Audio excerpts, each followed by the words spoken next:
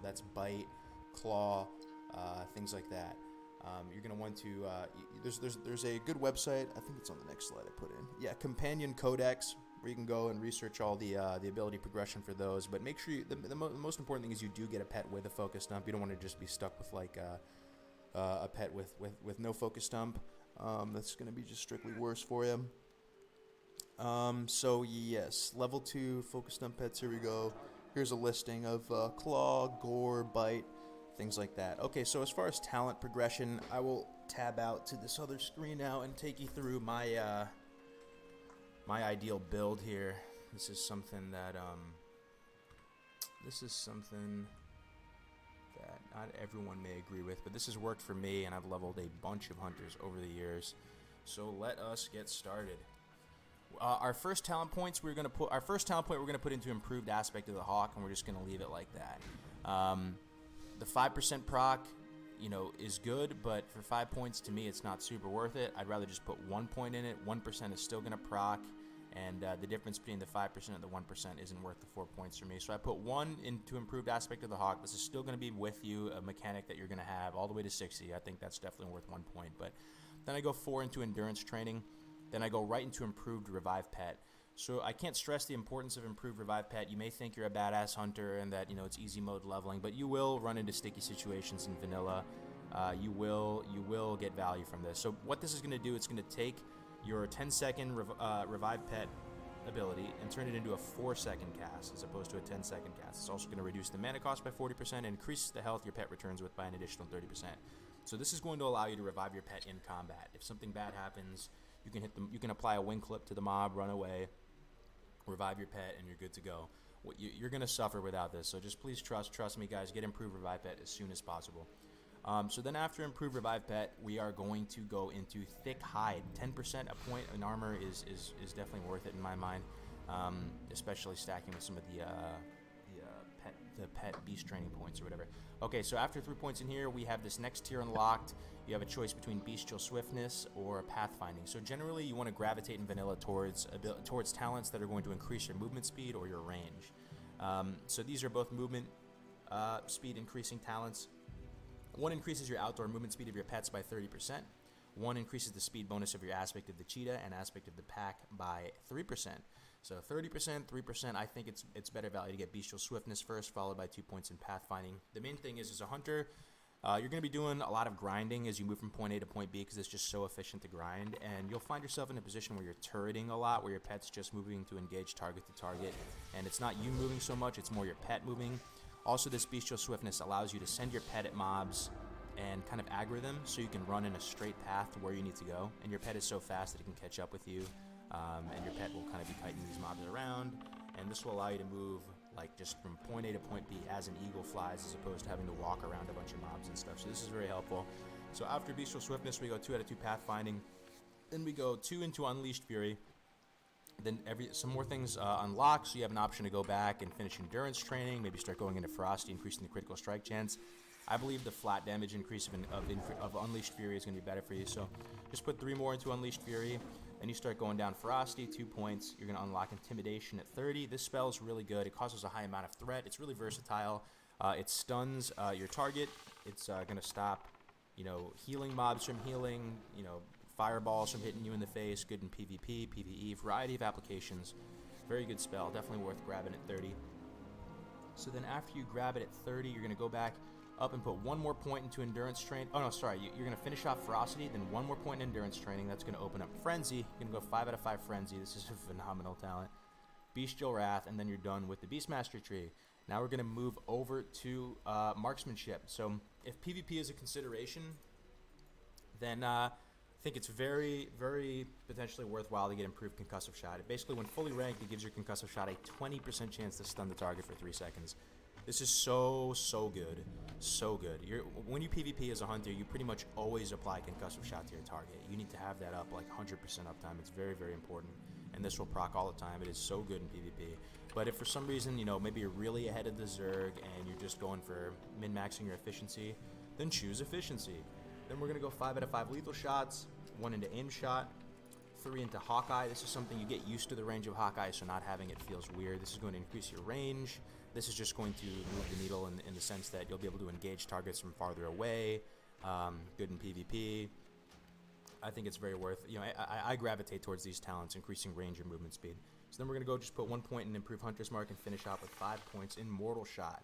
So at the end of the day, Hunters are very efficient at leveling. You probably have some flexibility here. This is what I believe to be the most optimal, but a lot of people do, reverse this potentially, going 5 out of 5 improved aspect of the Hawk and lower points in endurance training. To them, that's going to be better. I mean, that will potentially push out more damage, but I really think this is a more conservative line that's going to do better overall. But yeah, I mean, I've even seen builds where people go into survival and pick up like humanoid slaying or monster slaying. This is just a build that I believe is going to be optimal. But play whatever you like, guys. So we're gonna go back to the presentation. Okay. Talent progression. Okay, so life 10 to 20. You have your pet now. Things are moving pretty smooth. You're going to engage the mobs with the following rotation. You're going to apply Hunter's Mark. Have a macro where when you apply Hunter's Mark, it also sends your pet to go engage that target. I'll have the macro section at the very end, but that's just a very useful thing. I have it on scroll up on the mouse wheel. I scroll up, I apply Hunter's Mark, and my pet's already moving to engage that target, and he's using dash to get there quickly. So then you're going to want to engage with an auto shot, serpent sting, arcane shot, and then auto shot. You're weaving in the auto shots between these, obviously, and then even potentially a multi-shot. I think you get multi-shot at 18, but that's kind of inefficient use of mana. If you really need to burn the target down, you can use all these, but oftentimes, man, I'll just hit them with Hunter's Mark and then a serpent sting and arcane shot. That'll be enough. That'll be enough mana expenditure per mob to be efficient and just keep the sustain high. But like, this is the thing. If you're ever at 100%, it's not like a melee class. So if you're ever at 100% mana when you're killing as a hunter, I'd say you're kind of misplaying, or you should think about the idea of potentially misplaying, because you need to really push the limits of your combat efficiency. Pull more, pull faster, expend more mana. Stuff should be regenerating, right? Anytime you have an offensive cooldown, if you're playing troll or something, just use it. Don't save it for that emergency. Just use it. Get the most value you can out of them. So you want to skip training on Eagle Eye, Eyes of the Beast, Scare Beast, Mongoose Bite, and Track Undead at this stage. Yeah, you can integrate multi-shot, stay up to date with your pet training. We already talked about getting your ammo at 10, right? The next ammo is at 25, so there's nothing to worry about. Too much here. That's 10 to 20. 20 to 30, you get stuff, yeah, you get Rapid Fire. So, use Rapid Fire on cooldown. More or less kind of the same. You're going to skip training on Scorpion Sting, Track Hidden, Track Elementals. Just be sure to use that Rapid Fire, get good value from it. Let's see, 20 to 30. I mean, if you are Alliance, you can try and tame Lupos at this stage. He's level 23. Wolf and Duskwood, rare spawn. That might be worth your time depending on what patch you guys are at, if you're at 1.9 or later. And I think that's it for 20 to 30. 30 to 40. You'll get Feign Death at this stage. There's things you can do, like having your pet dismissed, running through an otherwise impassable area, then feigning death. To drop the combat, you can skip certain areas doing stuff like this. You're going to skip training on Flare, Track Demons, Viper Sting, Track Giants, Volley, Explosive Trap. Oh, also between 30 and 40, yeah, try to tame Broken Tooth. Broken Tooth is so good because he has a 1.0 attack speed. This is really fast. The only other pet I think that has it is the Zul'Gurub bat, the Blood Screecher bat or whatever it's called, which has Screech as well, so that he's really good. But Broken Tooth has a 1.0 attack speed. He's a caster's worst nightmare. He has that 10% damage modifier because he's a cat. He is very hard to get though. He pats throughout the Badlands. There's a couple different spawn locations for him. You're gonna want to start trying to tame him at this level. It's a pain, boys. It's a pain, but just do your best. Hopefully you get him. And that is pretty much it. 30 to 40. Just make sure you are chain pulling as fast as you can. Life 40 to 50. You'll get Bestial Wrath will come online, so be sure to get value out of that. It's another cool offensive cooldown you can use. Keep trying to tame Broken Tooth. You can skip training on Volley, Aspect of the Wild, Track Dragonkin. Level 50 to 60, you'll get Aim Shot because you're into the marksmanship tree at this point. So you can start engaging mobs with Hunter's Mark, sending your pet at him, starting with an auto shot, using your cooldowns. But don't overkill the mobs. Just find a good balance, right? So skip training on volley, aspect of the wild, and track dragonkin. All right, so we'll talk about 1.12 attributes and stat values now. So these are numbers from a really good guide out there called Values from the Arrow and You. It's a guide by Kruzik, so I'll drop it down in the description below. This is something I've referenced in the past. So it gives you a nice little overview of what the stats do for you. Agility increases attack power with melee weapons by 1 and ranged weapons by 2. Increases your crit chance by 0.0189%, 1% crit per 52.91 agility. Increases armor by 2 and dodge by 0.0377%, 1% dodge per 26.5 agility. Strength increases your attack power with melee weapons by 1. Stamina increases your health points by 10 per point. Intellect increases your mana points by 15 per point, and the rate at which weapon skills improve. Spirit increases health and mana regeneration rates. Okay, so let me just kind of put my own spin on this. So my stat priority when I'm out in the open world leveling is I like to go for agility first. After agility, I actually usually choose intellect. There's a whole camp of people, this applies to almost every class, that really believe in spirit.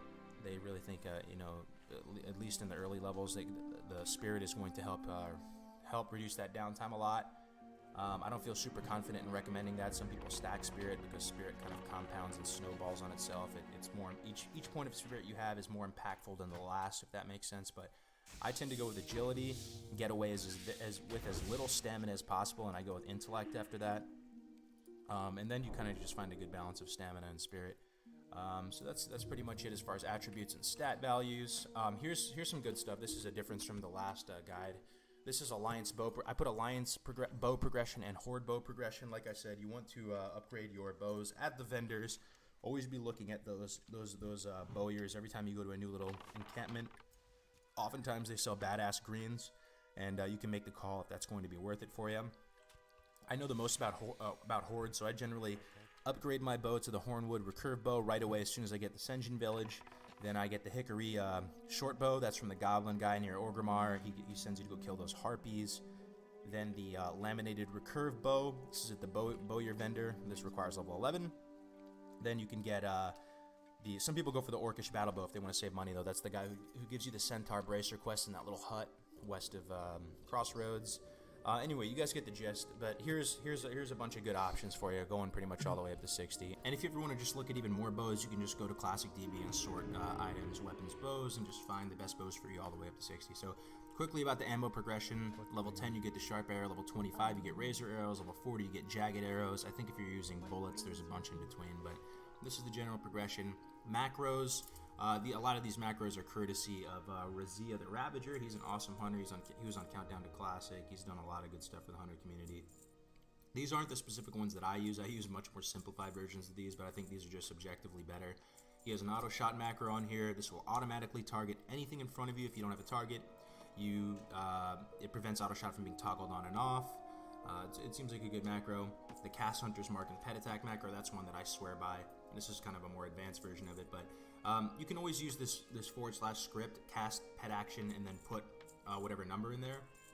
What that's going to do is it's going to click that slot on your pet's action bar. So don't get confused by all these macros. You can always just use those types of things. That's usually what I use.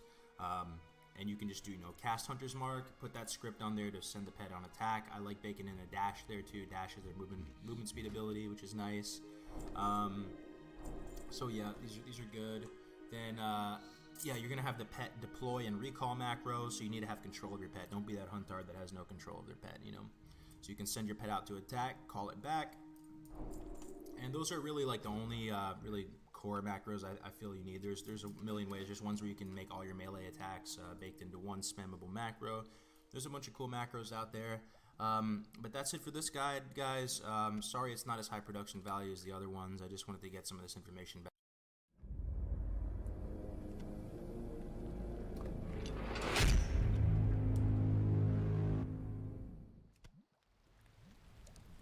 Greetings, ladies and gentlemen, and welcome back to the channel. My name is Cargos, and today I am very excited and I'm very proud to present for your viewing pleasure this 60 Hunter PvE Field Manual. Now, this was by far the most ambitious project I've ever taken on. When it comes to YouTube stuff, this easily took 200 hours plus to get done, but It was very rewarding. I learned a lot. I had the great honor and privilege of working alongside some of the best hunters from around the world, guys that have had great success not only in OG vanilla, but have had great success on private servers, have some of the top parses on legacy players. So it was a lot of fun. And so the vision for this project was to create a truly comprehensive resource for those of you that are interested in playing classic Hunter and Classic WoW and experiencing the PvE content. So this is going to be a huge knowledge dump of sorts. This is 130 slides plus. Let's get right into it. So I have to say, this video is just meant to supplement the actual guide. The guide is going to be found in the description below. It's a link out to a Google Slides presentation. It's cloud-based. We can all comment on it. We can improve upon it. It's the nature of the beast with video guides. The second I put it out there, it's going to be imperfect. I'm going to put my foot in my mouth. So just take everything I'm about to say with a grain of salt. And it should be a good time. So let's do it. First off, here's your chain of command. Here are the guys I was talking about. Some real legends in the mix here. Now, Rosiah the Ravager. I'm a huge fan of this guy on YouTube. Back during Nost, I used to watch all of his videos, his hunter tutorials.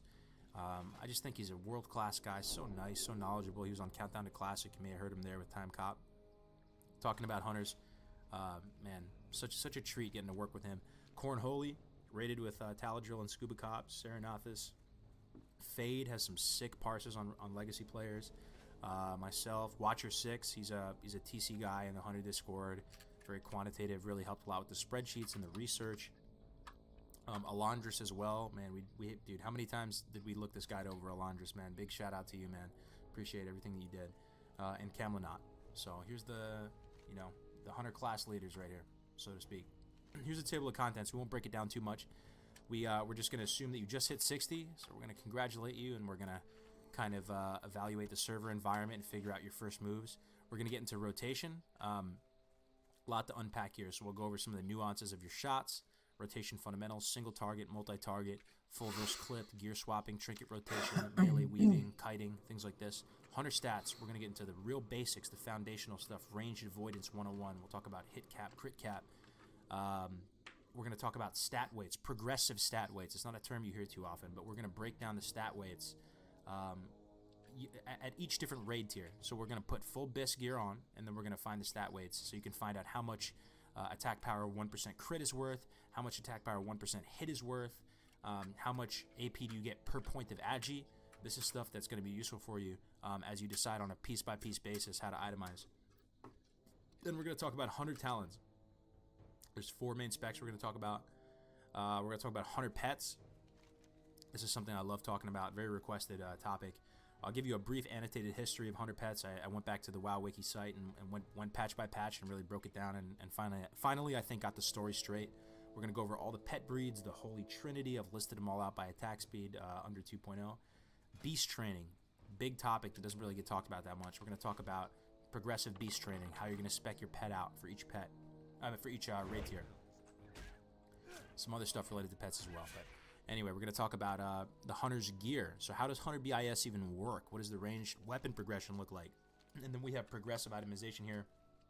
We've broken down pre-BIS by patch, phase 1, which is Molten Core, Blackwing Lair, Zul Group, Ankara, and Axaramas. Rosiah has some really nice thoughts on the armor sets, which I've included as well. Then we have gear enchants, world buffs, and consumables. We've got some Hunter tools. And we'll finish off with the Hunter income. We'll talk about Maradon Princess runs real quick, Dire Maul Tribute runs, farming Devil Sword Leather. We're going to have links out, the guides in these. Won't spend too much time on that stuff, though. All right, let's hop right into it, guys. Congratulations, you just hit level 60. You're a Hunter. I know, some classes have it worse, but getting to level 60 in vanilla in any class is an achievement. You should be proud of yourself. Congrats. So there are 3 main broad objectives that you can pursue in Classic WoW. 3 kind of currencies, so to speak. The first is gold, very self-explanatory, gear, and the third one is social standing. So what do I mean by this? It's like going back and mob tagging for friends or earning good rapport on your server. There's some sort of value there, and you can allocate time towards that. So the real TLDR here is this. Evaluate the server environment, figure out, is it fresh, is it established, where are you in relation to the pack? Are you ahead? Are you behind? Are you right in the middle? Because this is going to factor into your line of play, right? Like if you're one of the first on the server, you're probably going to want to do all the open world stuff that's available to you that's not going to be available to other people, like farming Devil Sword Leather or herbing or whatever it might be, taking advantage of having that open area to yourself. Now, if you're playing solo with no guild and no confirmed raiding spot, you may want to forgo gold as a priority and just get as much gear as possible to get your epic mount, to get your attunement squared away, so that you can be an easy, acquisition for a guild that's looking to bring you into our raid slot. Prioritize objectives. These are some of the many things you can do in Classic World of Warcraft. By no means am I trying to tell you how to play, but here's some things you can keep in mind. It may influence your decision making. If you can free farm Devil Swords before a Mafia or a Cartel forms, do it. These are not only needed for you to craft your own Prebis items with the Devil Sword set, but they also retain value very well. You can go out and tame a cat, a wolf, and a wind serpent, make sure their abilities are trained to max, and you're good to go on the pet front. Loyalty level, all that stuff. You can farm Dire Maul North Tribute runs. You can farm Marauder and Princess runs. You want to get your attunement squared away. Molten Core or Onyxia's Lair.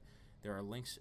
If you go to the actual guide in the Google link below, there will be links out to those guides, video guides. Also, you're going to be competing for the most competitive Prebis. You're going to be competing with warriors and rogues and other hunters to get stuff like True Strikes and Dalrens. Everybody and their mama wants that stuff. So ideally, you want to lead your own dungeon groups if you can, if at all possible, so you can optimize the group composition, give yourself the best possible chance of acquiring the gear that you need to acquire. Tier 2 priorities. On a fresh server, if you're one of the first to 60, you might be able to play the auction house a little bit, invest that gold, snipe some cheap stuff. Sometimes some stuff is listed under value. Buying rare recipes, getting your thorium ammo recipe, leveling up engineering, buying FAP, frost oil recipe, all this stuff, right? All right. I'm not going to spend too much on that. So the hunter role in a nutshell in a group PvE environment is you're going to be a mobile, ranged, physical damage dealer with high utility. We've been back and forth on this. Navik and Egregious and Ale and I, we're all talking about, do hunters have high utility? Sort of come to the consensus that they do. They have a lot of utility. They can pull, they can kite, they can potentially, a good hunter can potentially change the strat you're going to implement when it comes to different boss fights, different encounters. One of the key pieces of utility is removing Frenzy. This is almost going to guarantee at least a couple slots for hunters in a raid with Trank Shot. Crowd control, buffing, you can be a good viable Nightfall wielder. Tier 2 set bonus, exposed weakness is very solid, very strong buff. Aspect of the pack, Hunter's Mark, True Shot Aura. Alright, we're going to talk about the hunter rotation now. This is the meat and potatoes of things. There's a lot to unpack here, so I'll try and break it down as simple as I possibly can. I'm going to start off with just the nuances of your shot. Auto shot, multi-shot, they say instant on the tooltip. They're not instant. They have like a hidden 0.5 second cast time to them. You cannot use them while moving. Auto shot's cooldown is going to depend on your ranged weapon's attack speed. It's just your auto shot of your ranged weapon's attack speed, right? So stuff like your quiver, quick shots procs, rapid fire, juju flurry, this stuff will impact how fast you shoot. You cannot auto shot while moving. Same thing with multi-shot. One tip with multi-shot, this is something I learned from Resiah back in the day watching his videos. Downrank multi-shot. It's probably the best way for you to conserve mana and optimize your damage. You don't lose all that much damage, but you save a lot of mana. Now, you really shouldn't have that many mana issues as a hunter if you're popping demonic runes and major mana potions, but if you do, this is one great way that you can, still do good damage and decrease your mana consumption. Downranking multi-shot. And there's even rank 1 multi-shot still going to benefit from talents. Good stuff. So you're probably already familiar with this by now since you just leveled a hunter, but multi-shot fires projectiles in a predictable conal pattern that you can kind of memorize, and it allows you to, you're going to get kind of a sixth sense with this stuff, so you're going to know when to use it, when not to use it, and when it might be a liability. Next shot's up. Aim shot, arcane shot. They both share the same cooldown, that's why they're on the same slide. So if you aim shot, you can't arcane shot right after. If you arcane shot, you can't aim shot right after. Aim shot is your highest damage dealing shot. It is a 3-second cast and a 6-second cooldown. Can't do anything about the cooldown, but you can do something about the cast. So stuff that increases your attack speed will reduce the cast time of aim shot. You cannot use aim shot while moving. You can use aim shot. You can use arcane shot while moving.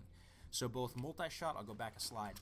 So both multi-shot and aim shot both benefit from your weapon damage. So prioritizing slow weapons with a high damage range is going to be optimal for you. So aim shots cast time during a quick shots proc. Quick shots again is the proc from the aspect of the Hawk tier 1 talent in the Beastmaster tree. During a quick shots proc, it is a 2.3 second cast. During rapid fire, it's 2.14, and if you align rapid fire with quick shots, it's 1.65. Alright, so arcane shot. Downranking arcane shot can be fantastic as well. It can just be like a ranged poke type thing. That's another thing that I took verbatim from Rosiah. It's a way to keep a player or a mob in combat with you. There's a lot of potential utility with Arcane Shot. And, one thing interesting thing about Arcane Shot, so it doesn't scale with attack power, it scales with spell damage. It does ignore armor. It can be partially or fully resisted. So it's functioning as a spell in many respects, but it follows the melee hit table. It doesn't have that big, I think it's like 17% penalty from spells. So Hunter Shots are kind of in like a unique category. So yeah, downranking it, good stuff. There are some situations where mobility is an issue. You're not going to be able to cast aim shot, and for 6 seconds or something like that, then you might as well throw in an arcane shot, right? All right, rotation fundamentals. Pay attention. This is really important. If you take two things and two things only from this guide, it's going to make you a better hunter player. It's this. One, understand that your auto shot is the bread and butter of your damage. I want you to think of auto shot as like a pendulum swinging back and forth. You always want to keep the pendulum swinging, and you want to weave both your movement and abilities between cooldowns or between the swings in the pendulum. All right, so your auto shot is key, and you're never really going to get 100% uptime on your auto shot, but you want to get damn near as close as you possibly can get. All right, so we're going to talk about full version of the rotation, clipped version of the rotation. All this stuff pertains to auto shot, not anything else. Auto shot is the key. And the second thing that I want you to take away from this guide, if you learn nothing else, is download an auto shot timer. Because in order to accurately monitor the pendulum swings, you're going to need some visual way to do that. So what you're seeing on the left side of the screen here is a picture of Rosiah popping off his crossbow, and you're going to see this little bar. I wish it was animated. It's not. But this bar will kind of fill up and reset over and over again, and it will tell you when you're good to move, when you need to plant your feet and get ready to shoot. So keep that in mind, guys. The optimal ranged weapon speed to maximize auto shot uptime, where it's going to slot in with your cooldowns really well, is 3.45 seconds. This weapon doesn't exist. So you're inevitably going to run into situations where you're going to have to make a decision on whether or not you're going to auto shot, or you're going to use aim shot right away, or multi shot right away, and we're going to get into that more later. As a hunter, you're going to want to gravitate towards ranged weapons with high damage range and slow weapon speed. And because you're going with the slow weapon speed, if you miss even one auto attack, that's going to be severely detrimental because you're not attacking that fast. Okay, let's move on. Here is the first look at the full single target rotation. Don't get overwhelmed. We'll take it piece by piece. If you're a new hunter player, you can ignore the burst CDs thing at the beginning. You can ignore the stuff about flex spots, optional raptor strikes, or feign death trinket swapping. Just know this. In essence, the core of the hunter rotation is an auto shot to start. Why an auto shot first? Because you want to get that pendulum swinging back and forth. Then you're going to want to weave stuff between swings in this pendulum. So you auto shot first, then you aim shot. As soon as you start that aim shot, you're going to send your pet. Bake it into the ability to do something like that. Pet control is very big. We'll talk about it later. Why do you not start with the pet attacking first? Because your pet can potentially beat the tank to the target and be a liability to your group. So you want to start with an auto shot. Best practice to send your pet as you start casting that first aim shot. Then you're going to go another auto shot, which will happen automatically after, most likely. And then you're going to go multi-shot, 2 auto shots, and then you're going to aim shot again. That's like in essence. So with many things in vanilla, on a surface level, it can be very basic. But when you factor in everything you can do to like min-max your rotation, the rabbit hole goes deep. So we'll talk about it a little bit more now. So that second auto shot after your multi-shot, this is what I like to call the flex spot. If you're going to do something a little spicy, you're going to want to do it at this spot. Now, it may not always be 2 auto shots before the aim shot. You see what I'm saying? Because auto shot is going to depend on what actual weapon you have. It's going to be different on a weapon-to-weapon basis. And we have a list at the end of this presentation showing what version of the rotation you're going to end up using based on what exact weapon you have. It's going to math out differently with different breakpoints. But that flex spot, you can feign death trinket swap. You can weave in a melee strike and a goblin sapper charge. Also, why do you want to pop burst cooldowns right at the start? Why wouldn't I wait for that first aim shot to finish casting? Because like we're not even in combat potentially at that point. It's because you want to use your burst cooldowns right at the start of the fight, so you have more of an opportunity to use them later. Also, it's going to reduce your aim shot cast time, as we said. Not the cooldown, but it'll reduce that, and as well as increase the speed of your auto shots. Anyway, okay, if Hunter's Mark is a authorized debuff slot, sometimes, most of the time I'd say, in raids it's authorized as the 16th debuff slot. You're going to want to apply that before combat, obviously. So, yeah, downranking, multi-shot, flex spot, we talked about it. So there's your first look at the single target rotation. We're going to talk about full versus clip now. Don't think of clipped as bad. Don't think of full as good. They're neutral. It depends on a weapon-to-weapon basis which version of the rotation you're going to use. It all comes down to your auto shot. When you're talking about full version, it's talking about your auto shot. When you talk about clipped version, it's talking about your auto shot. So let me break it down for you. Check it out. Aim shot, 6-second cooldown. Multi-shot, 10-second cooldown. Auto shot, variable cooldown. Like I said before, these three things are not always going to align perfectly.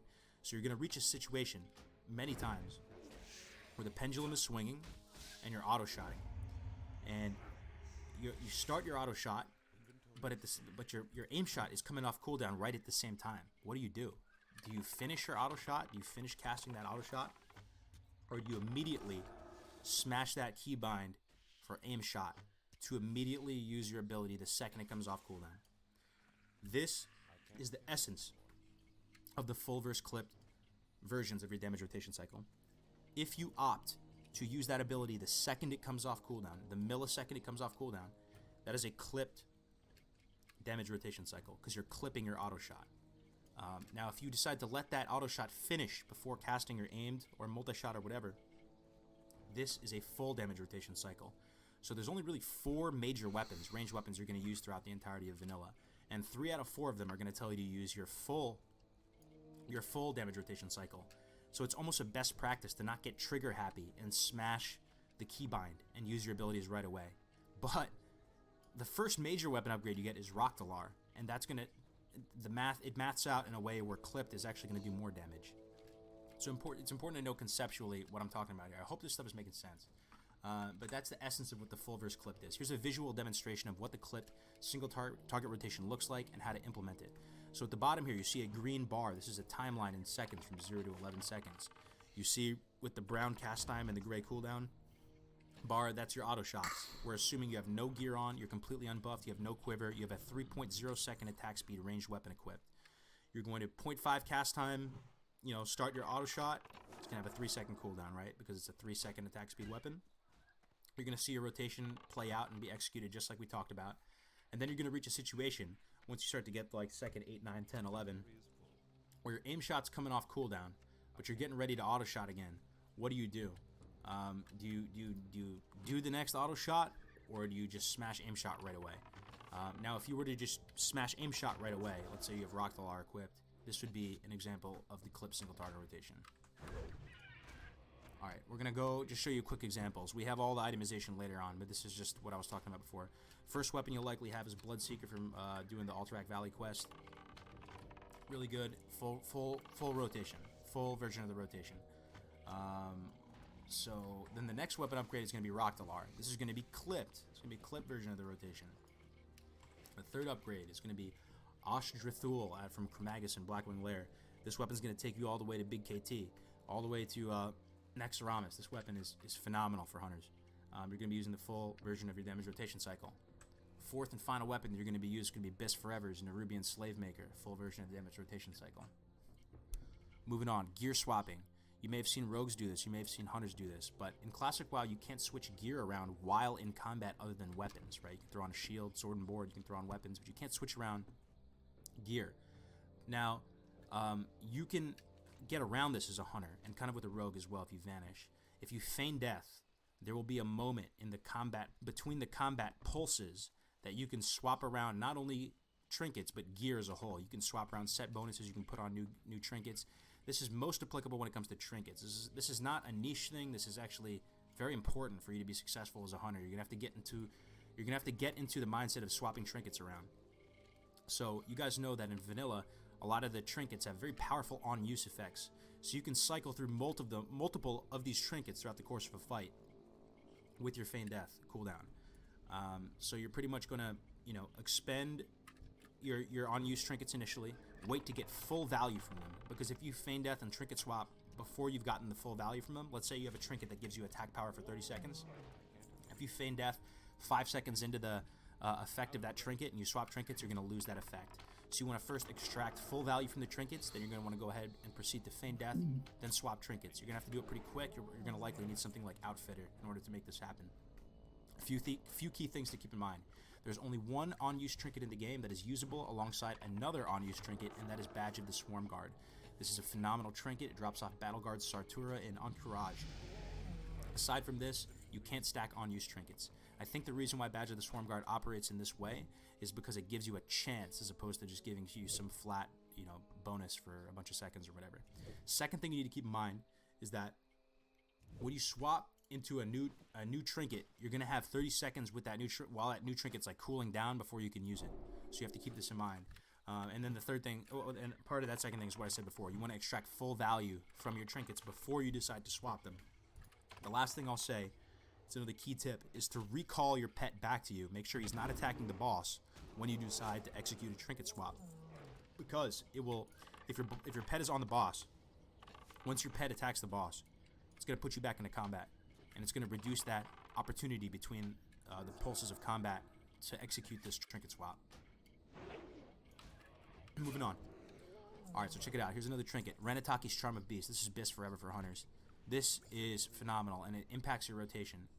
It's not the craziest thing ever, but I think it's important to spell out.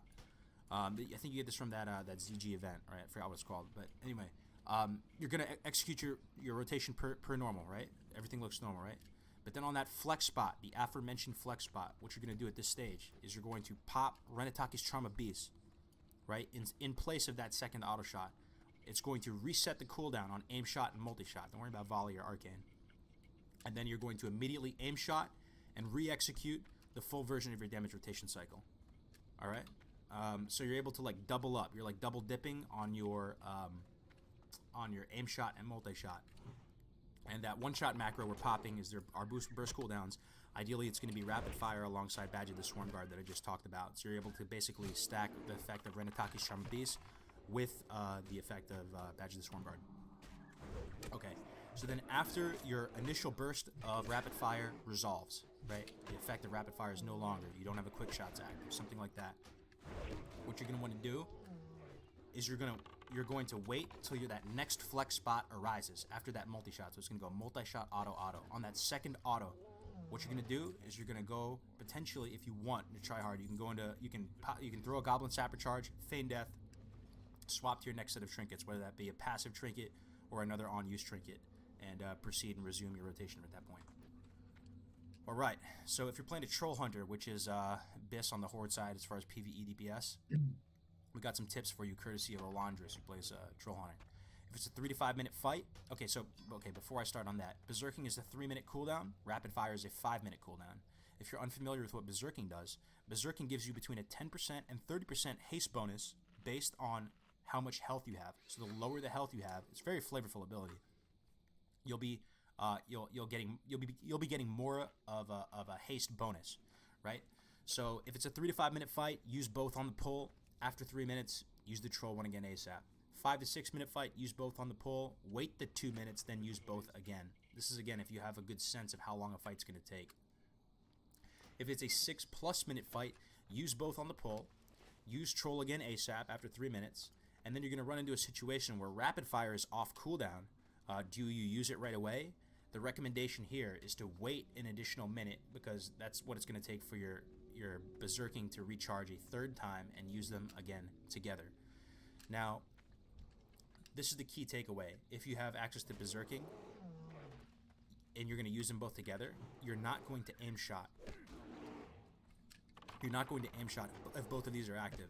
You're going to get more value from your auto shots. Okay, so keep that in mind. Now, if you really want to try hard, and some pro troll hunters do this, what you can do is before the fight, you can unequip all of your gear, then re-equip it, which will leave you with low health already. And this is going to increase the effect Berserking is going to have on you and give you closer to that 30% effect. Now, another thing you can do to further optimize is you can pop a Demonic Rune and make yourself go even lower. So when you start the fight and you pop both, you're legit AK-47 mode, just popping off like crazy at the boss. It's Nutter Butters. Alright, moving on. Multi-target rotation. You're going to lay a trap before the fight. Auto shot, multi-shot, auto shot. You can throw whatever consumables you have. Oil of Immolation, explosive consumable. You can weave in a second feign death into a second trap. Again, traps are only usable out of combat. The main key takeaway here is you're going to prioritize multi-shot over aim shot. But at the same time, if you prioritize multi-shot over aim shot, in the long run, it's going to mess up your rotation. The timing is going to get messed up. So I would only recommend this against basically 3+ targets, and if the fight's only going to last a couple damage rotation cycles. If it's gonna drag out, you may as well just optimize. You may as well just use the single target rotation. All right, with aim shot as a priority. There's something about using the 10-second cooldown first before the 6-second cooldown that jacks it all up. If you're fighting in a huge amount of mobs, I don't really know the exact break point. We put 10 there. If you're fighting a ton of mobs, you can channel volley. Alright, rotation priority, melee abilities. So Raptor Strike functions like Heroic Strike. It queues up with your next auto attack, gives you a little bonus to melee damage. Interesting thing is this, the other Hunter melee abilities, so Mongoose Bite and Counterattack and Wing Clip, you can use them at the same time. They operate independently. And Mongoose Bite and Counterattack are only situationally available after you dodge or parry. Wing Clip is always available to you, and that's why their Hunters are so good at Swing and Nightfall. We'll get into that on the next slide. But you can use like Wing Clip the same time you use Raptor Strike. You can use Mongoose the same time you have Raptor Strike. That's why you have like those one-button melee macros for Hunters. We're going to get into Nightfall. If you are the designated Nightfall wielder, this is your rotation. It's very simple. You're going to go ahead and Raptor Strike and Wing Clip at the same time. Rank 1 Wing Clip, whatever your mana is going to permit and be able to sustain, right? Then you're just going to keep spamming Rank 1 Wing Clip until you get this little proc, this debuff proc. So if you're unfamiliar with what Nightfall does, it's a crafted weapon. It gives you a chance on hit to increase spell damage taken by the target by 15% for 5 seconds. So once the debuff procs, you're going to stop spamming Wing Clip at this point. You can go back into range and pop off one ranged ability if you want. And then once it falls back off, you're going to go back into melee range and start rinsing and repeating this rotation to try and keep Nightfall up as much as possible. So some guilds will have off-tanks use Nightfalls. I think Hunters are fantastic at wielding Nightfall since they have access to just like an on-demand actual strike over and over again, very little cost. Alright, how to kite. This is going to be an expectation for you as a hunter. This is one of your essential skills. It's going to be required knowledge. People will expect you to be able to kite. And it's just something that you should know. So, you can totally kite without these things, but minor movement speed to boots and swiftness potions will definitely help you a lot. Now, the reason why you want to, kite a mob is potentially you want to just, like, jerk it around for strategic value so it's not killing your group, or you want to whittle it down without taking damage. So as you guys know, mobs out in the open world, they move faster. Generally, they move faster than you. Generally, they attack faster than you. So kiting, being able to slow them and control their movement is neutralizing those advantages they have over you. So here's the kiting rotation. If ideally you want to pull with aim shot, right? Why not? High damage, there's a cast time to it. But oftentimes you may not have the opportunity to start with an aim shot. And in this case, you're likely going to start with a distracting shot. Distracting shot's actually quite useful in this game. It generates high threat and is able to rip the threat off the target. If you need to save someone's life or something, you can start off with the distracting shot. Now, at this point, you're going to send your pet in to attack one time and one time only, then you're going to recall it. If you let your pet sit on the target, he's not going to move anywhere, right? But the reason why you want to do this is you want to get your pet to have threat on the table, right? So then when you recall, like, so if you have to feign death later or something like that, the mob's just not going to reset, right? So you're going to get one attack on it, then you're going to pull it back. Now at this point, you're going to auto shot, concussive shot. It doesn't have to be like a super strict rotation. Keep concussive shot up on cooldown. Make sure it's always up. You can downrank Serpent Sting or Arcane Shot, so they're really low cost, and it just keeps like that combat pulse going, so they don't break the leash. Before the fight, you want to activate Cheetah, so you have a movement speed increase. If the mob is for whatever reason able to close the distance between you, you're going to want to take off Cheetah so you don't get dazed. Put on Aspect of the Monkey. Now at this point, you can wing clip it and proceed to run away. If your threat has threat on the table, you can feign death, put a trap down or something like that, and rinse and repeat. This is the kiting rotation. Now we're going to talk about Hunter stats. This is juicy. So we'll go over ranged avoidance basics. Your base chance to miss against a target of equal level, so level 60 target, is 5%. Easy, right? Now bosses are skull level targets. Now the game considers them level 63 targets. Your chance to miss a level 63 target is 8.6%.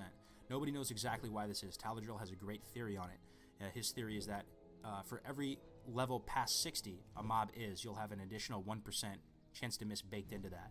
Now, the weapon skill difference of 15 would mean that basically each point of weapon skill would increase your chance to hit by 0.04. So if you have 5 weapon skill, it's 0.2. So At level 63, that would net out to the 8.6. No one knows for sure. Key takeaway is 8.6. Because you're likely not able to get fractions of a percent, most hunters will tell you hit cap is 9%. Alright, so this is really important. Listen up, I might say it twice. If you're half conscious right now, just like, just pay attention for 1 second.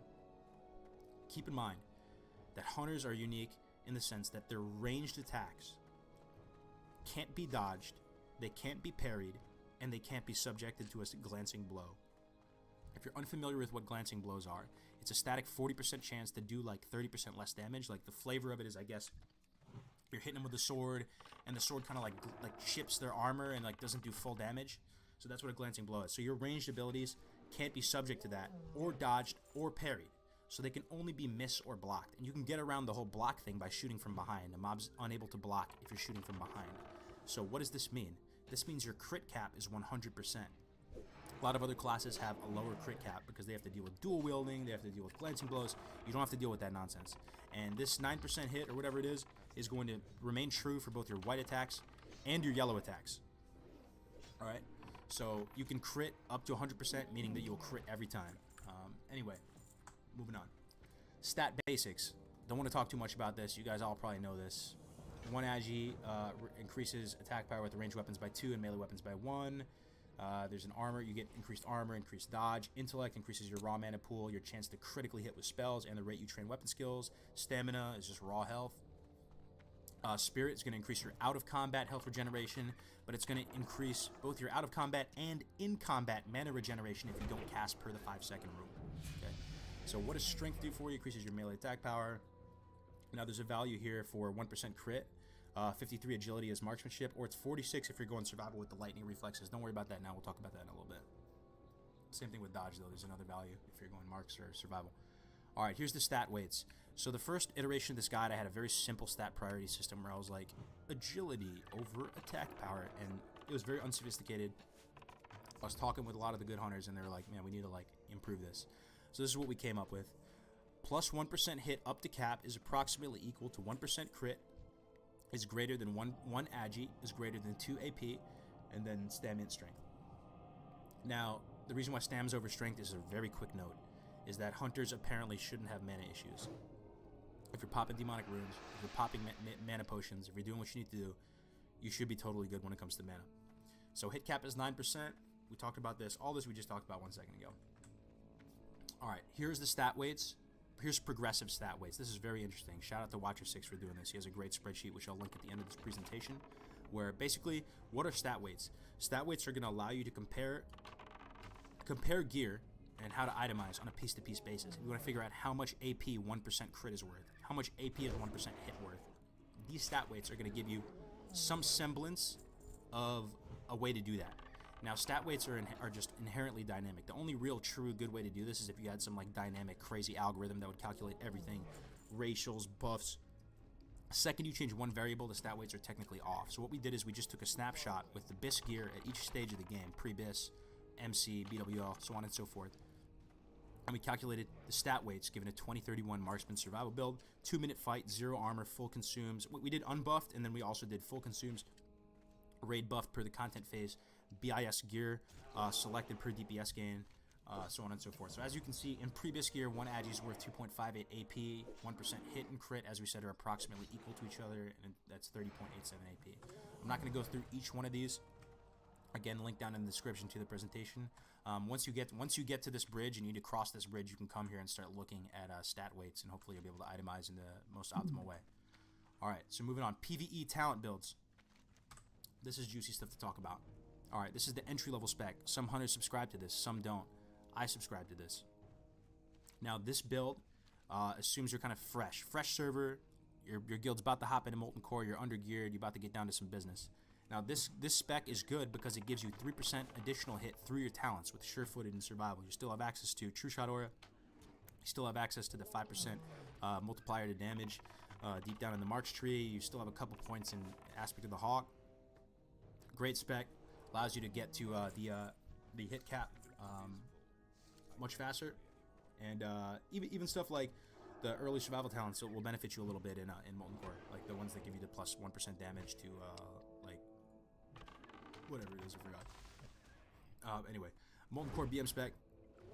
Some hunters pretty much swear by this. Even post 1.9, they say that this is going to be optimal Molten Core. Your pet's doing a lot of damage comparatively, and this is going to be more optimal than the sure-footed spec. Something to keep in mind. I don't personally know too much about this spec.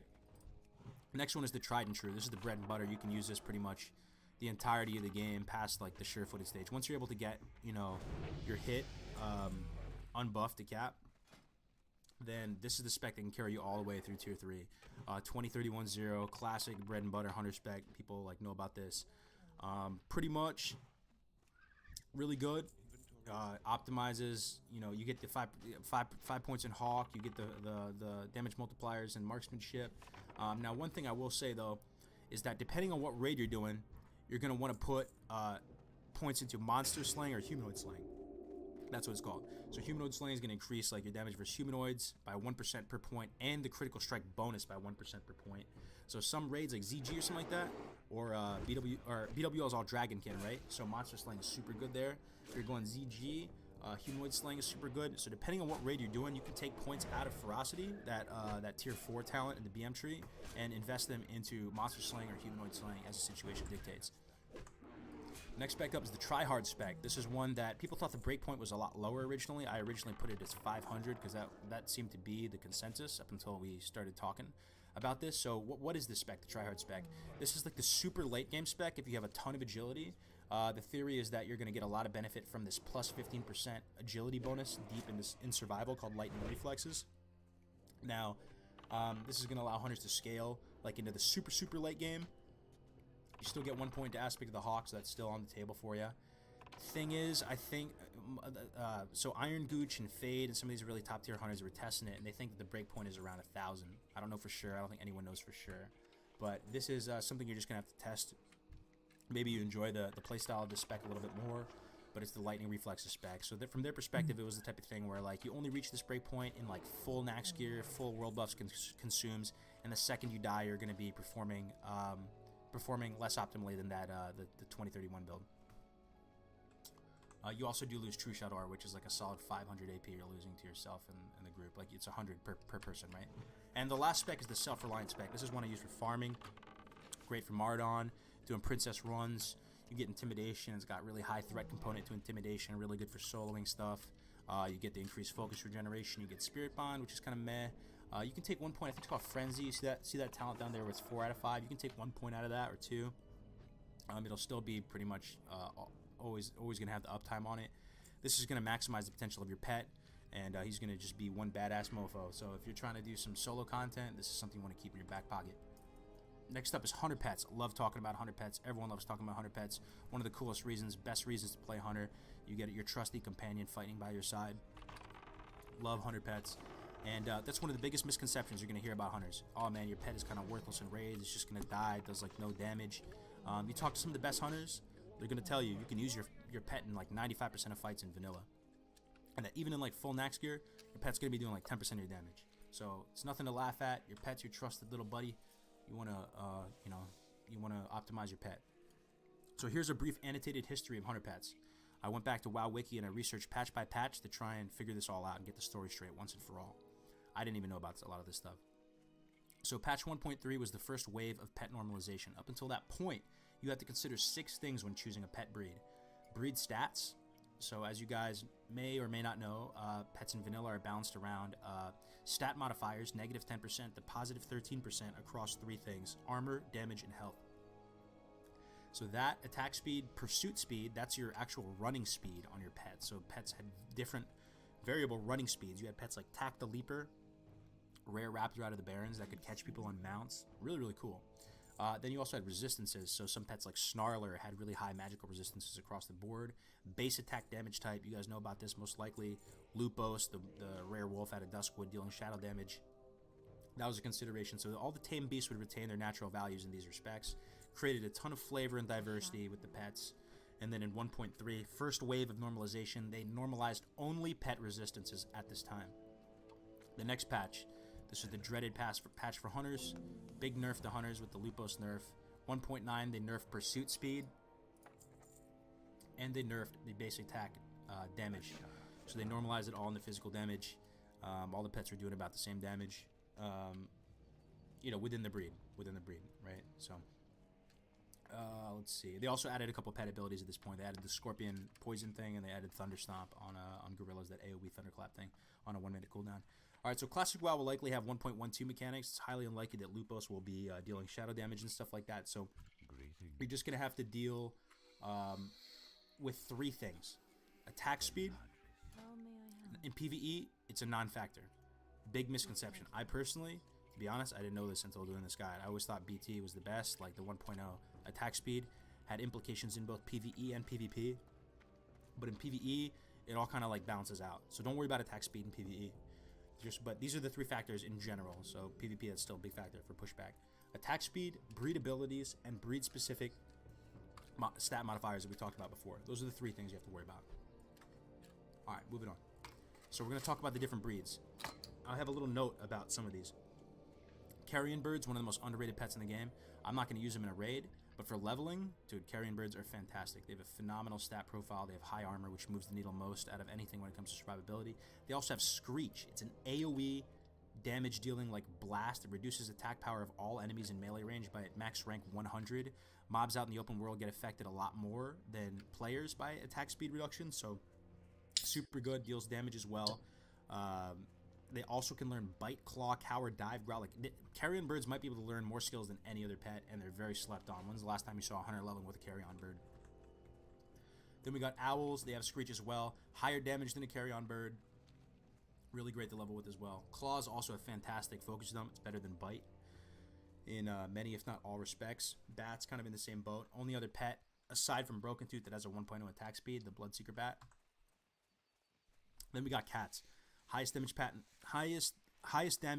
in the game, if you factor in that plus 10% modifier to damage, plus also Prowl, technically gives you a little bit of edge. So all at the cost of only minus 2% HP. This is why you see the majority of hunters using a cat. If you're going to use your cat in PvE, don't worry about the attack speed. Just pick up any cat. Make sure you have max rank focus thumbs. We'll get into that more later, though.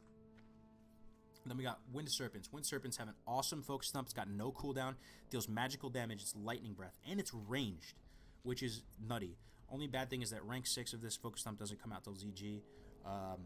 It's good in situations where you need the range damage. If magical damage is going to be of benefit to you, it's good. Another great thing about them is they eat bread. You can feed them the mage bread, so you save a little money. Always going to have food for them.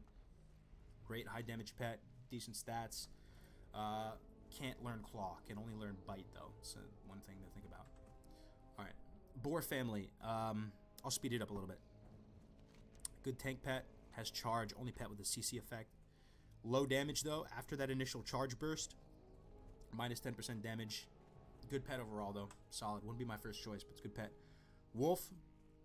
Furious Howl. A lot of hunters have been talking to you saying that the damage bonus you get from cats will kind of be roughly the same of the damage plus bonus you're going to get from the wolf buff. So this Furious Howl buff at max rank is going to give people in your party within 15 yards. They're going to receive an extra 45 to 58 damage to their next physical attack. So the extra damage you're going to get from a cat kind of balances this out. But in a situation where you might not be able to get high uptime with your cat, a wolf might be more beneficial, or just depending on a bunch of different circumstances. Wolves can't learn Claw. Turtle, awesome tanky pet. They have plus 13% armor. That is absolutely nutter butters. They have a shell shield, so if you're really trying to attrition something out and not worried about damage and you're going kind of slow and steady, wins the race, Turtle might be really good for you. Raptor, nothing really too crazy. Gorilla, nothing really too crazy. He's got that Thunder Stomp, 1 minute cooldown. Scorpion's pretty good in PvP. Bears, spiders, no webs in vanilla, sadly. Let's get through the pets. We talked about the main ones. Alright, here's the pets listed by attack speed. Sub 2.0 attack speed. Most pets have a 2.0 attack speed, but the ones that are like faster are listed here. Here's the holy trinity of pets. Son of Akar is BIS Wind Serpent because it has the highest rank of Lightning Breath. It can eat bread, 2.0 attack speed. BIS Cat is Broken Tooth. Even though it's not necessarily better attack speed than in like PvE, than in like PvP, 1.0 attack speed will still help you in PvP and still give you some sort of edge. So I would say Broken Tooth is BIS. And then BIS Wolf is likely Death Maw. Again, it has some PvP implications. It has a very fast attack speed for a wolf. Most wolves are 2.0. It has rank 4 Furious Howl, but can only learn Bite. Alright. So beast training, the most important part of beast training.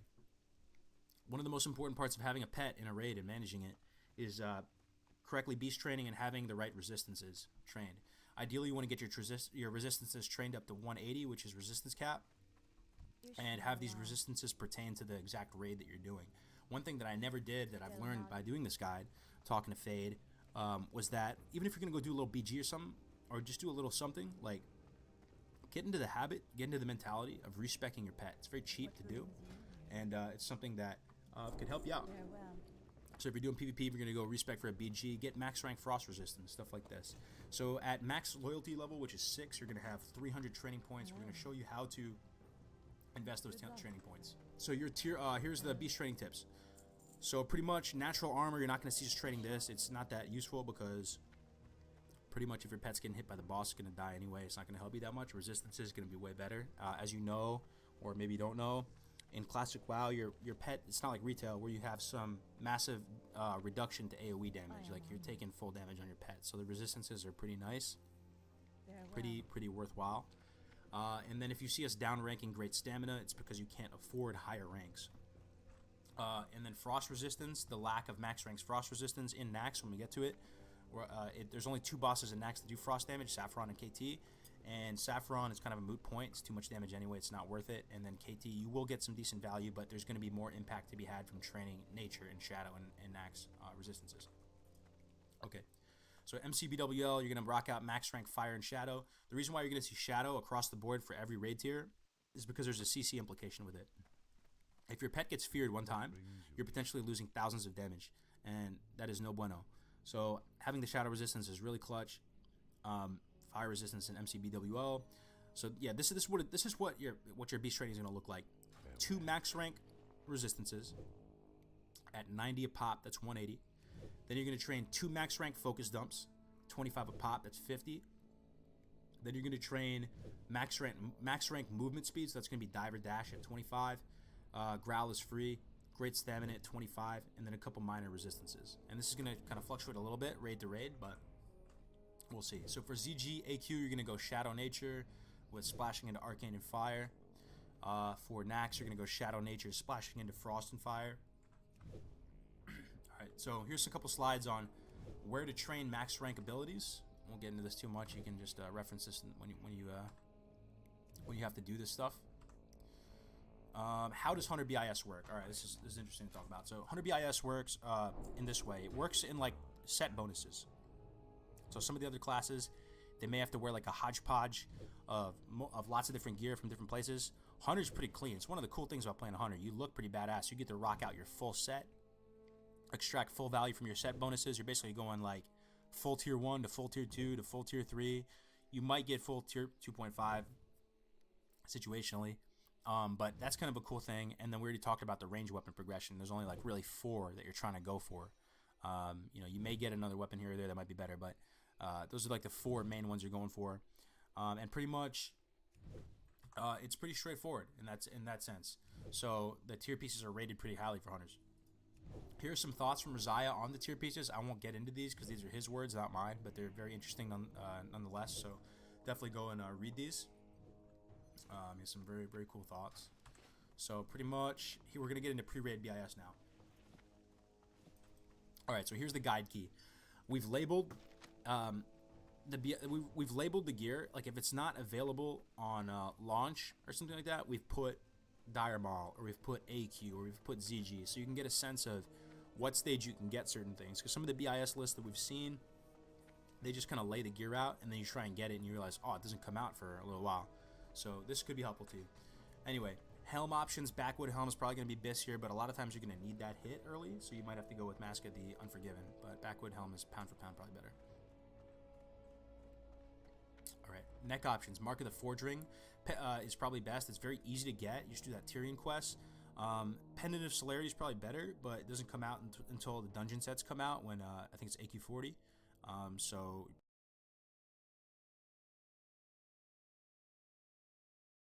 What's up, boopers? I got caught up a little bit in the classic World of Warcraft hype, so I've spent the last few months working on a 1 to 60 Alliance leveling guide. So here it is. This guide managed to get an Alliance Warrior to level 60 in 5 days, 54 minutes played. But before we jump into the guide, we've got a lot of ground to cover. Firstly, for those of you new here or unfamiliar with me, here's a short introduction in 1 frame or less. Next, while this guide is based off of my memories of old vanilla guides, old thoughtbot entries, and private servers, some information may be off. Therefore, the guide is in a beta state, and I will correct any and all discrepancies once I have access to Classic. But I can assure you, roughly 95% of the leveling experience is fairly accurate to what we can expect in Classic.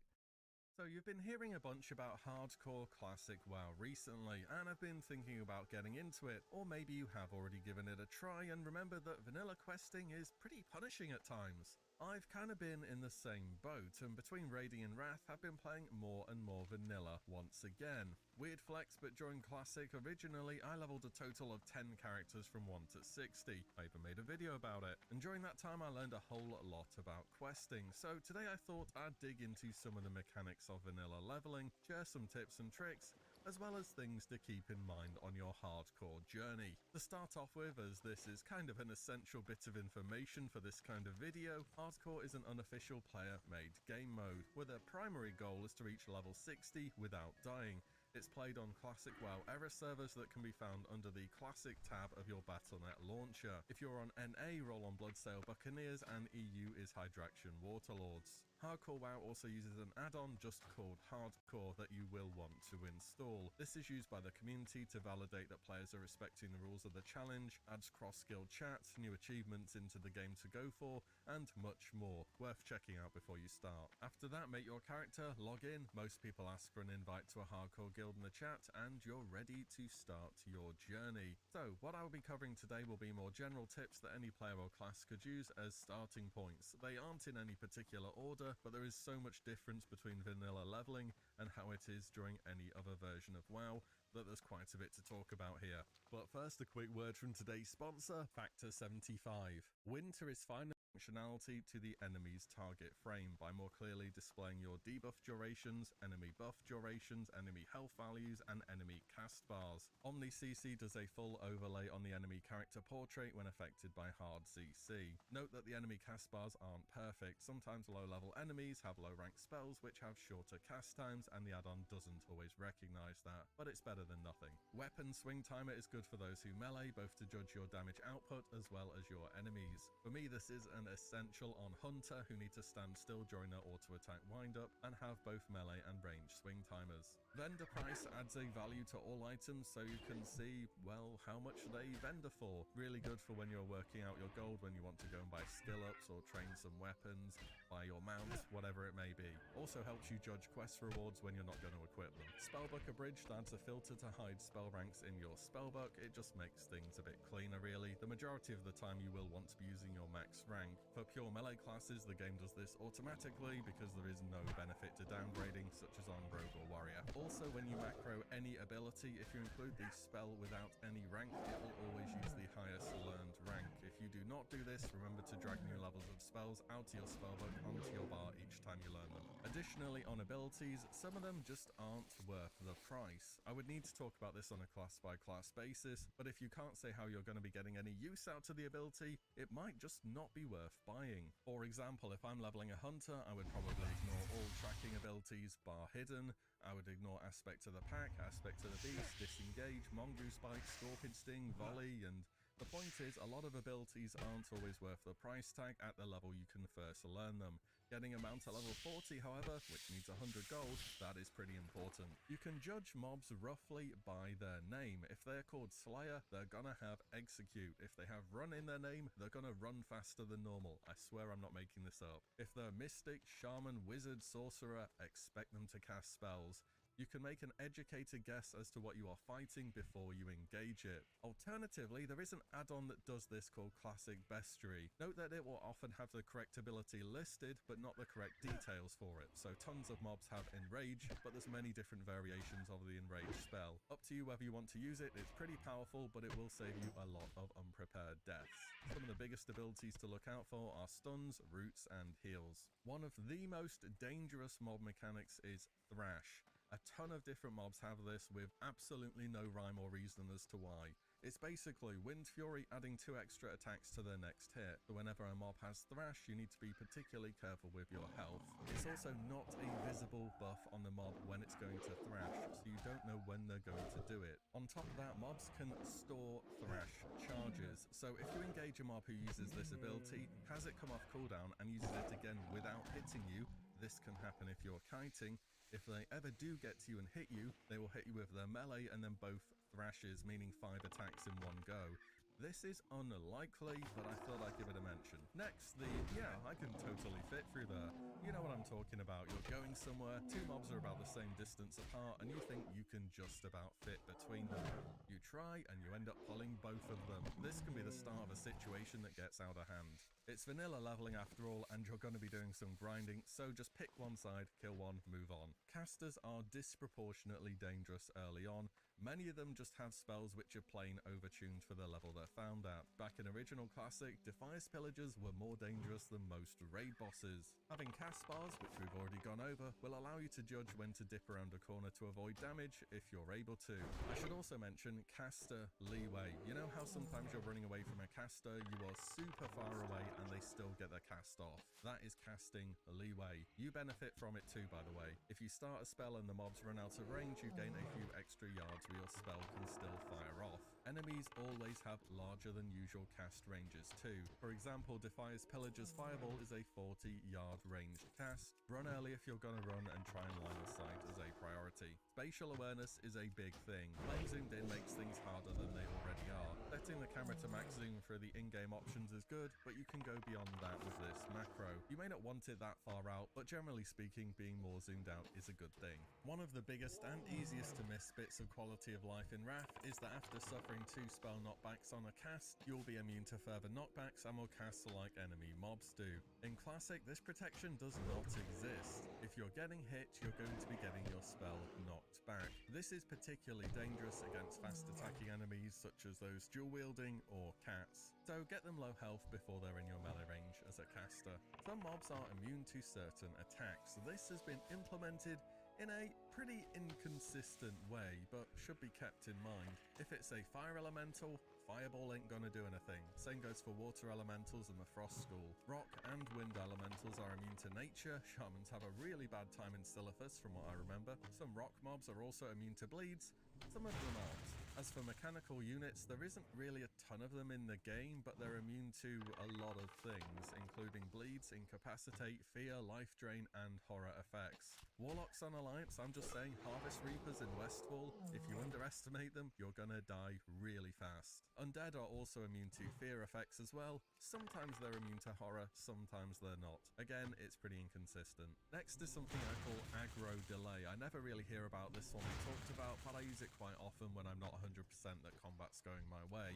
So if you're in combat with a mob and you move, it will either follow you instantly, or it will just kind of stand still for around a second before resuming chasing you. That second is often enough time to be able to kite, wait for cooldowns, or escape. This can sometimes take several attempts to trigger, but at least on lower level mobs is quite consistent. There's a number of low health mob interactions too. Some will run in fear at low health. These are almost exclusively humanoid mobs, though for some reason does include tall striders, I don't know why, and often mobs which have a young tag in their name. Save some CC or a big damaging ability to ensure low health mobs don't make it to others and create a difficult situation. On top of that, when mobs reach low health, their movement speed is reduced. This is very important to know for kiting. I want to say different mobs interact differently with this though. I would say on average, some mobs have a reduced movement speed under 35% health, most have a larger reduction below 20%, and nearly all have the biggest reduction below 10%. I know this isn't the most exact information, but it's generally good to be aware of. Strafing is important to learn. So strafing is moving in a direction whilst your character is facing a different one. You can directly bind strafing instead of turning on your key bindings, or just hold down right click and begin moving. I've always done the right click version. Whilst there is a time and a place for backpedaling, sometimes you need to be getting away from mobs a little bit faster than that, and most of the time strafing is just better. It stops you from getting dazed since you have to be hit from behind for this to happen, and allows you to keep dodge, block, parrying, all of that stuff buff, aka free mitigation whilst you're running away. Very good practice to learn, though keep checking what's in front of you and where you're going. Mob leashing. This is a super important mechanic to understand in Classic. In short, the rule of thumb is that mobs will chase you for a certain period of time after engaged in combat. Whenever you hit a mob, it resets its leash timer. This is why some mobs seem to follow you forever and ever, and you're wondering why they're not resetting. If you do not intend to kite a mob, you must stop hitting it back. This also goes for pets as well, as they have their own leash. I stop attacking by just hitting escape on my keyboard. Understanding how to strafe and how mob leashing works will save your character again and again. Next is parry haste. So when an attack is parried, the person who parried, be it you or the enemy, will have their next melee swing timer reduced by 50%. Meaning parries are actively a damage gain on top of damage mitigation. This can be very noticeable taking on enemies using two-handers when you're dual wielding, or vice versa. A lot of burst damage can come out of nowhere. Parry haste is one of the factors why fighting green mobs feels easy and orange mobs are difficult. Level difference between you and your target counts for a huge deal, affecting stats such as dodge, parry, hit, block, resist, and glancing blows. Treat the enemy mob's level as a guideline for, is this such a good idea? I'd straight up avoid red level mobs. I mean, it's hardcore. Why are you fighting stuff that's more than 5 levels above you anyway? In addition to that, mobs 3 or more levels above you have a 15% chance to deal a crushing blow, with a further 5% for each level thereafter. These are regular attacks that deal 150% of their normal damage. So in short, just fight stuff around the level you're at, or your health bar can really disappear out of nowhere. By default, the game has start attack and interact on right click, meaning if there's an aggressive or neutral enemy where you thought there was not, you're going to be attacking them, possibly PvP flagging or hitting a guard by accident. If you put interact on left click, you won't have that risk. Keybind, you will have panic abilities, health pots, training dummies if you went engineering, cooldowns, and so on. You don't want to be trying to escape a dangerous situation and trying to collect things at the same time. Bind your items, bind your abilities. Vanilla also gives you loads of handy quest items early game, such as super sticky glue, explosive rockets, bag of marbles, and so on. Remember these items, keep them on a keybind, and get the most out of them. Next is, just because it looks like a solid object does not mean it is one. In World of Warcraft, some walls are not really walls. Good examples of this are hills or trees. Mobs will still be able to shoot or cast through them. Also, troll ruins are notoriously poorly designed. Take example the large ruins in northwest Stranglethorn Vale. The big blocks on the edge of each walls do count for line of sight, but the walls between them do not. Mobs will aggro and cast through them. There isn't too many good rules to follow here, but just be aware of that. Caves and dynamic respawns. So some areas are designed in a way where the game aims to balance the number of mobs present at any given time through dynamic respawns. This means if an area is highly populated, mobs will respawn at a faster rate to compensate for more people farming. This is very dangerous when you're in a cave. Things look clear when you walk in, you engage a mob, and then out of nowhere everything starts respawning and you get cornered off. Play safe in caves and always assume you could be fighting 2 things, or maybe even more, at once. On top of that, your get out of jail free card won't always work. Again, this could be more class specific, but most classes have some kind of way to reset a fight which can fail. Feign death can be resisted and mobs will just keep hitting you. Sometimes you fear a mob and it runs in the direction you're trying to escape to. Intimidating shout can resist, and the list goes on. Don't always play around having one specific tool which has to work. Have multiple exit routes. Mobs can also heartbeat resist most CC, meaning after a crowd control effect has landed, every so often the game will perform a check to see if the mob resists the ongoing effect. If they do, it will end early. This means your polymorph, which says it lasts for 40 seconds on the tooltip or whatever it is, only lasts for 4 instead. Heartbeat is directly affected by the difference in level between you and the target's resistances to the applied spell school, and the length of the CC. Vertical mob range. Once something has aggroed on you, if you are directly below or above them, they will be able to hit you with melee attacks, as enemy attack range does not care about verticality in this game. This means when you're running down a tower trying to escape, things are going to be hitting you from above even though they're absolutely nowhere near you. Yes, it is very scuffed, but you should absolutely constantly be aware of it. You know what area is entirely vertical? Underwater. If you're swimming upwards, things below you are going to be hitting you. Also, this makes ships particularly dangerous as they're on several levels where mobs can easily hit you. I would say if you can, swim upwards at an angle instead of straight vertically. Also, watch your breath meter. In Wrath it got buffed to 3 minutes, in Classic it's 1 minute. So unless you're playing undead, be very careful about underwater. And remember, Warlocks can buff underwater breathing and Shamans can too with a reagent. And my final thing to say has to be, don't get too attached. Remember, death equals delete. Your first character almost certainly will not be your last one. And that's it. Any other important tips, do help others out and drop them down below. Also, I have a bunch I would like to say for each individual class on hardcore, so I could do a little mini series around that. Let me know if that sounds interesting at all. Other than that, as always, thank you all so much for watching and for listening in. I'll see you all in the next one very soon.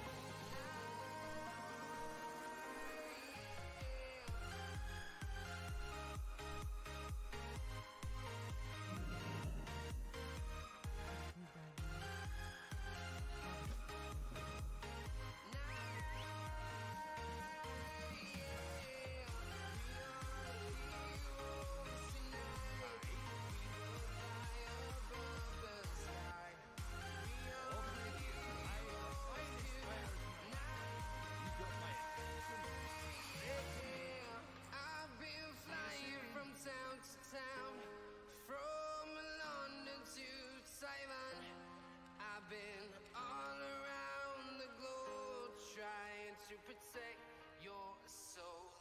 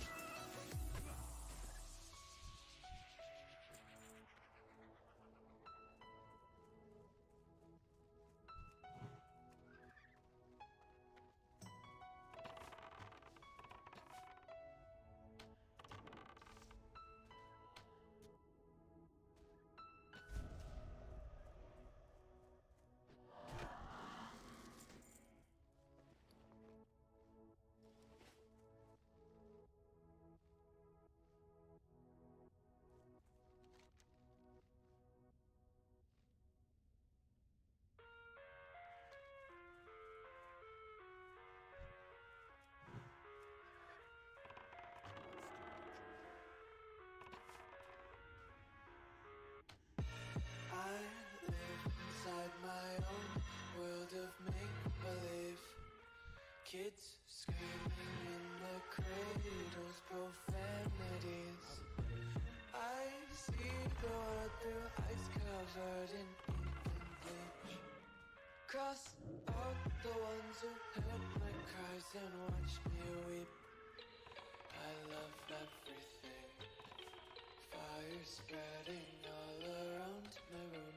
My world's so bright, it's hard to breathe, but that's alright. Hush.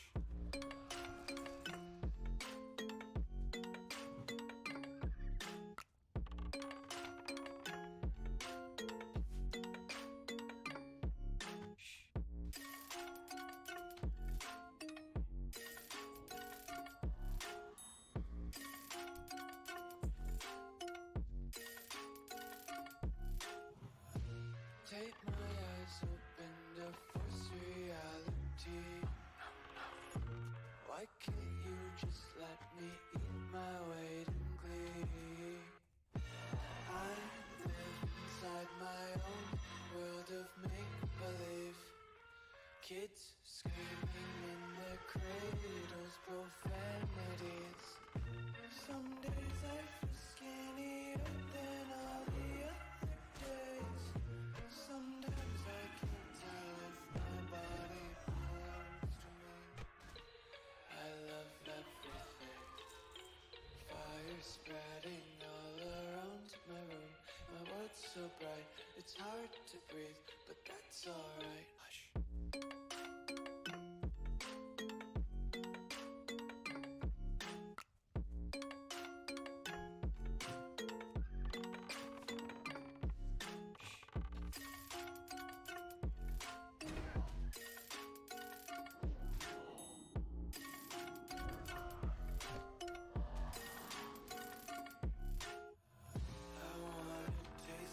Content, hold your breath and feel the tension. Devils hide behind redemption. Honesty is a one-way gate to hell. I wanna taste consumption.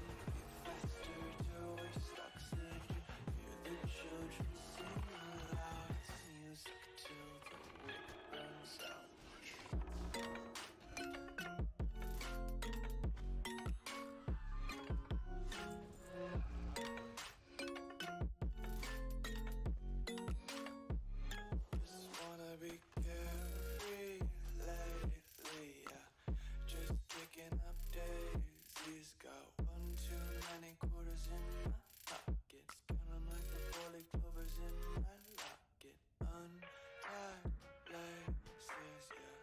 Just tripping on day. Dreams got dirty little lullabies playing on repeat. Might as well just ride around the nursery and count sheep.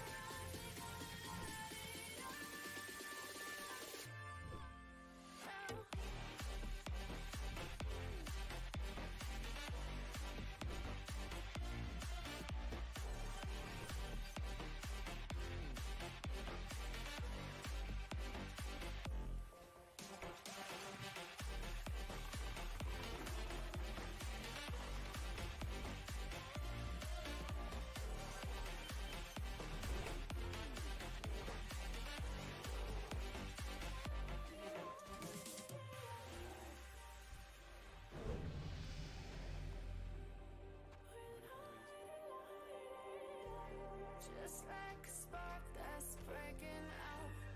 Can't make a stop, can't turn back now. We know that there's no room for doubt. No, we can't turn back now. I see danger in your eyes. They know we'll burn down the night. Coming just like the sunrise. You know that we gonna light it up. Tonight, we gonna light it up. Tonight, we gonna light it up. Just like the sunrise, we gonna light it up.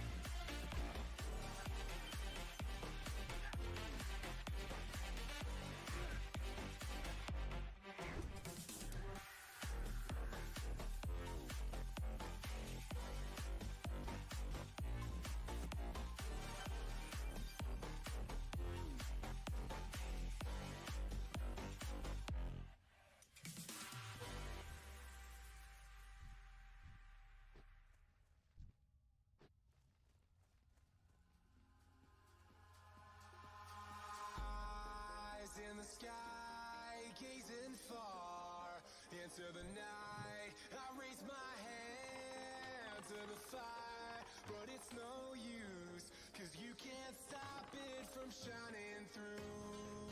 It's true, baby, let the light shine through. If you believe it's true, baby, won't you let the light shine through for you, for you, for you, for you, for you, for you, for you, let the light shine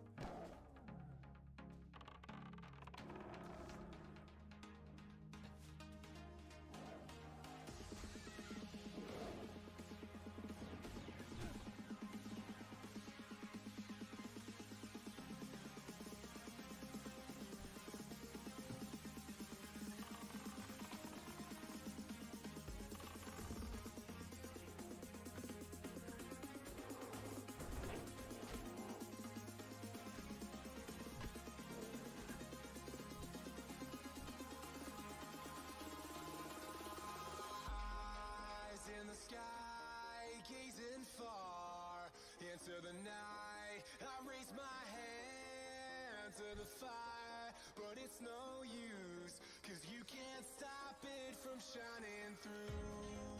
It's true, baby, let the light shine through.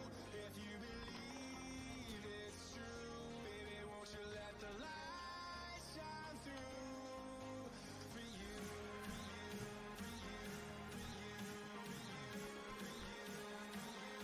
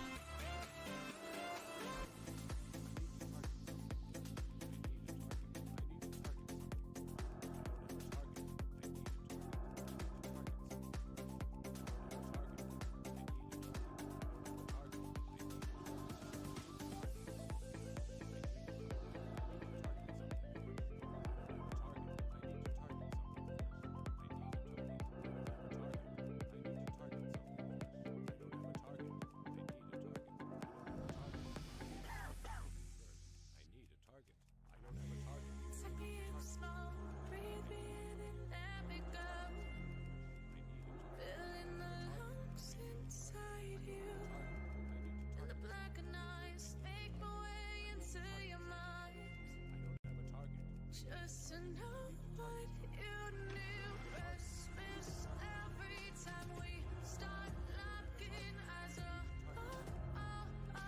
Lost control. Oh, it's paradise with honesty, but I'm in the dead of the night.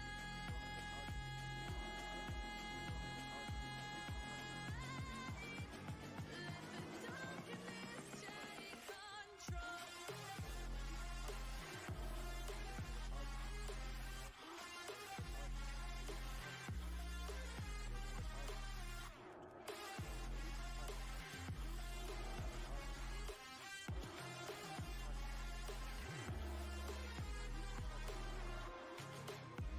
Let the darkness take control. Darkness take control. May the darkness take control.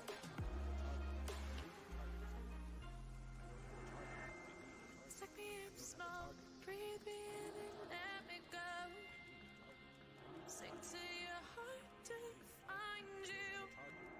Open up your eyes till you're blinded by the lies, so you can see what you do. Restless every time we start locking eyes.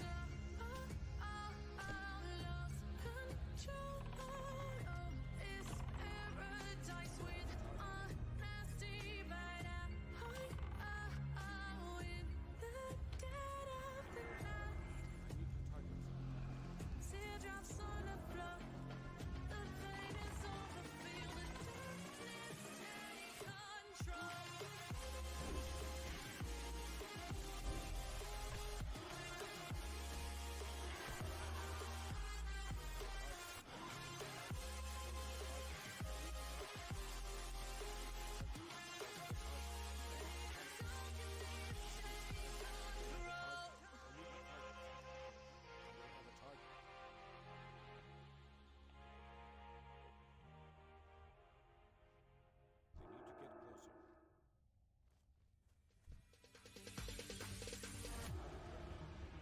No, there ain't no stopping us. Fly without boarding pass. Couldn't catch me, I be moving fast. Call me a shooting star. Let 'em know who you are. Flying up in a bar. Wish on a star. Time to show 'em who's in charge. Call me a shooting star.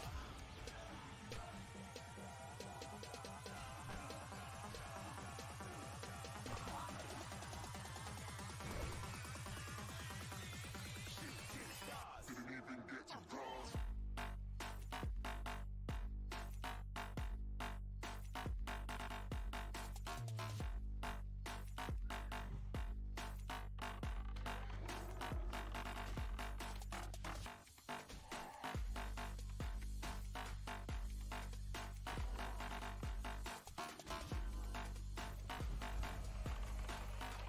I said I'm moving too far. Get to glass.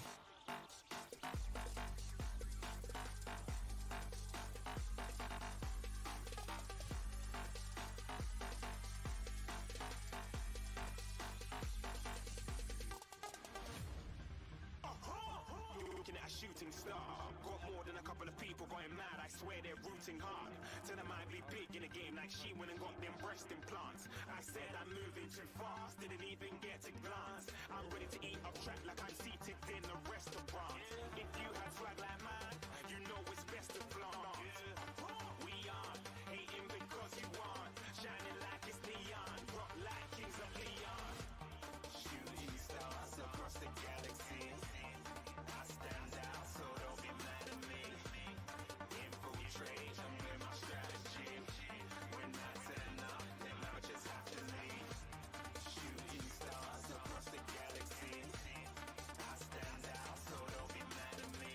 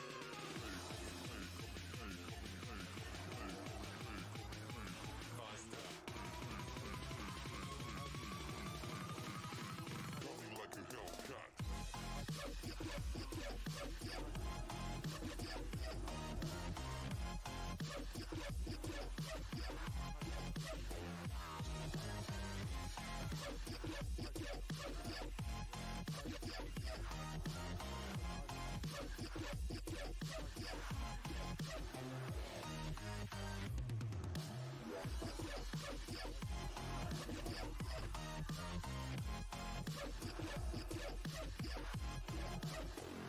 a Hellcat.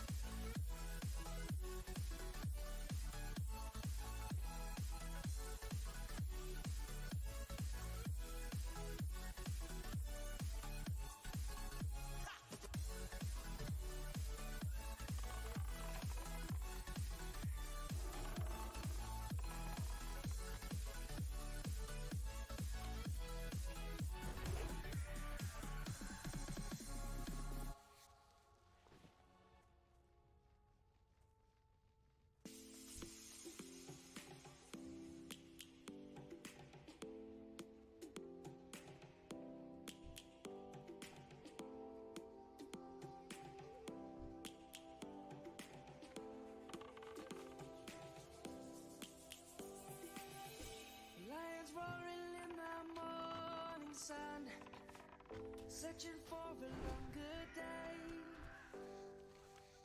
People feeling like the light has just come. We must never stop the way, yeah. Birds jumping and I hear my name, grasping into a life. Life is happy but it's so insane. We must merely make a stride. Savannah, I'm coming home. Savannah, we'll never be alone. Savannah, the beauty of the world. Savannah, let's all take a walk. Savannah.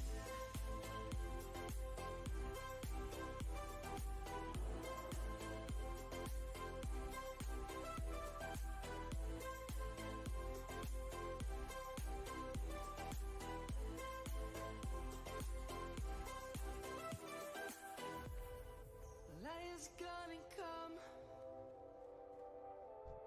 The birds have just begun. We will always take a stand for the people, for the land. Let's go back to when we were young. For the animals we stand. Let's go back to when trees were swung. Kids across the land.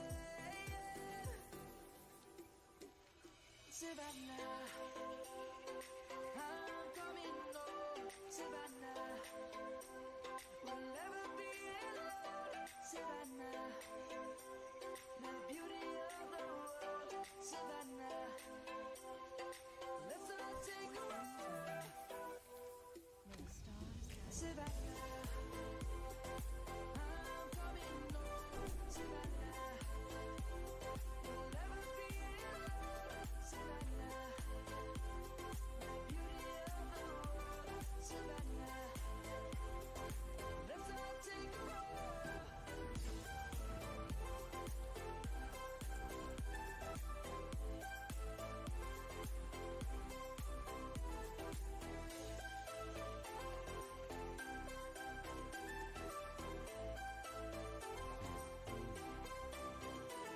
Savannah, I'm coming home. Savannah, we'll never be alone. Savannah.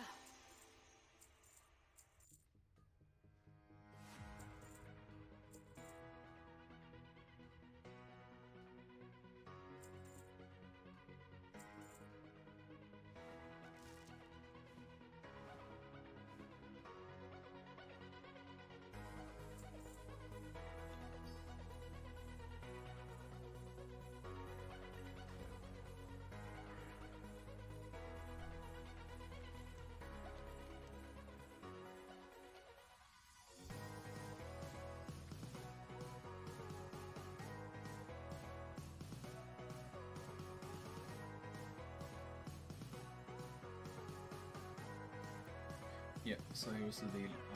I had to go and fix a lot of stuff today, so I will probably stream when I come home again. Totally depends on my energy levels and everything after everything I need to do today, to be honest. So, but I'm gonna cut the stream for now. So, almost level 15. I legit almost died at the point, but I had potions still. Well, now I'm out of potions as well, so we'll see what happens.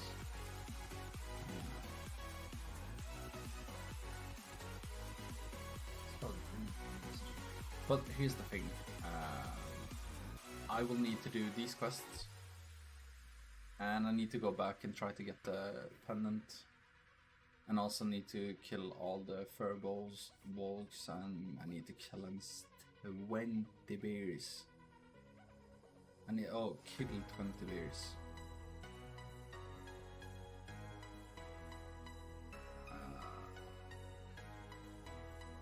So yeah, it's gonna be very spread out next stream. I'm gonna go here and there. But regardless, I need to get dressed and get going. But my hunter actually looks a bit cool, to be honest. Well, thanks a lot for watching, and